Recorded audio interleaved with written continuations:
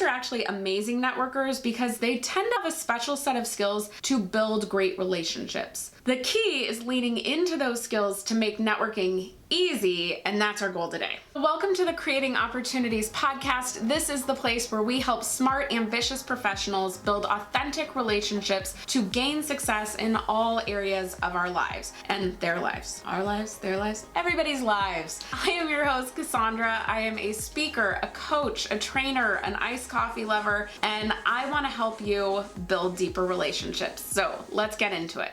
Now, I know a lot of introverts do not like the idea of networking, but I think a lot of times when we hear networking, we're thinking about large, gigantic rooms where everyone's doing small talk and trading business cards, and it's overwhelming in a lot of people. However, the fact that you clicked on this episode lets me know that even though you may not love networking, you know there's value in doing it. So let's just make it a lot easier, not so hard to do. And a quick reminder on what introversion is, or being an introvert is. An introvert does not mean you are automatically shy. It just means that you fill your energy bucket by being alone rather than being with people. So I know many people who are very comfortable, very outgoing in groups, but they just get their energy, they recharge from being alone. And while I am definitely an extrovert, I realize I have become much more introverted over the last few years. So I just like to put this out there first because I feel like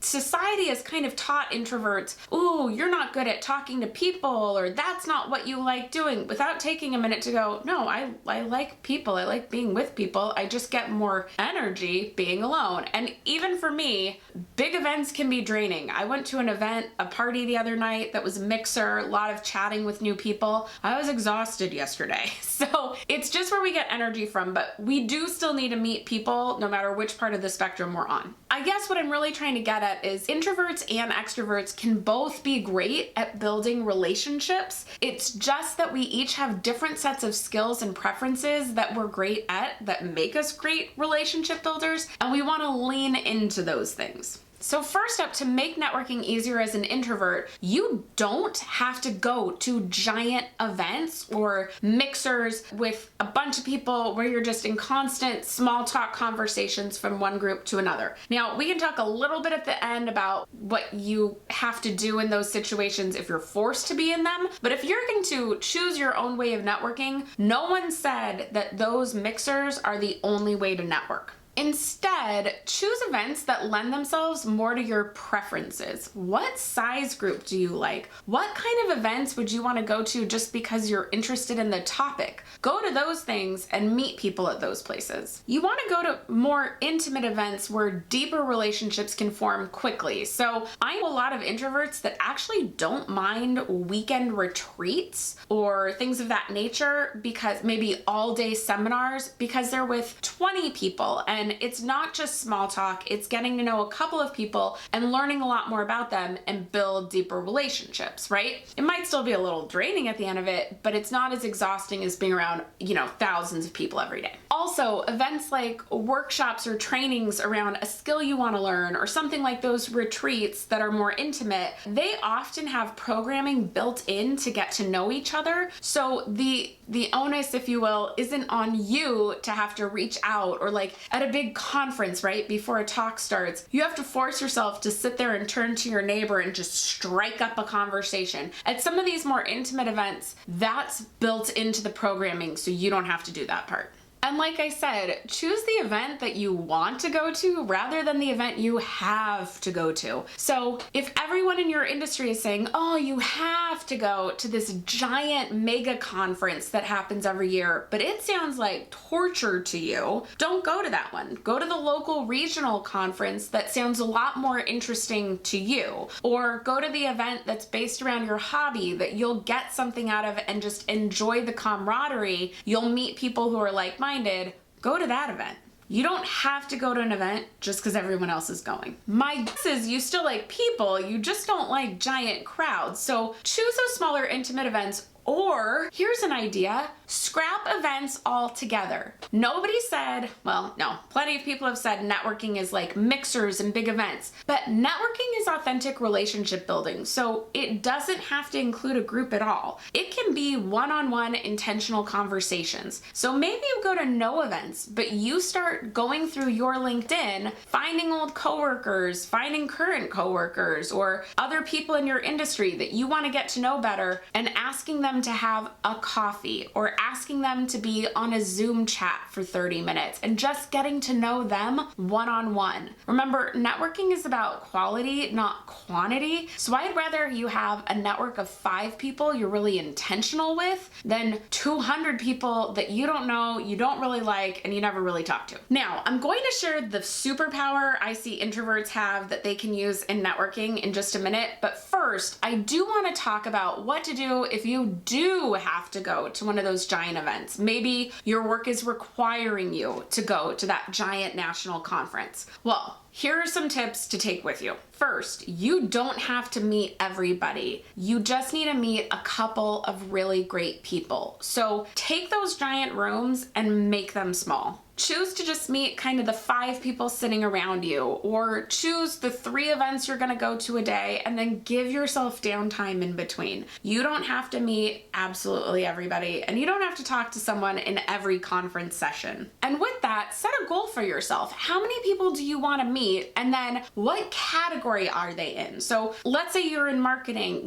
I wanna meet 5 people that are working on marketing analytics because that's something I wanna learn more about, or that's something I'm working on right now and we could help each other. So set a goal, and once you reach that goal, you're good. And then remember, again, I say this all the time in these episodes, the event is just the price of admission. The relationship, the actual networking is all in the follow-up. So you don't need to have deep conversations with people. You don't have to have really robust conversations throughout those big events. We just need to get some contacts, that people that seem cool to us that we're interested in, and we don't have to get to know them in this giant setting with 20 people around us. You just need to be able to follow up with them after. It's all about the follow-up. So as long as you met someone and went, oh, they seem really nice, I'd like to learn more about them, great. That's all we need to do at the event. Then when we get home, we email them and say, hey, could we get on a Zoom? I'd love to learn more about you. That's a key thing that I love to remember that actually takes a lot of the pressure off when you go to these sorts of events. You don't have to impress. It is not all based off this one meeting to go, okay, I'm meeting these people. Do they like me in this moment? Did I come off impressive? Do I sound amazing? It's not about you at all. You just need to learn enough about them to go,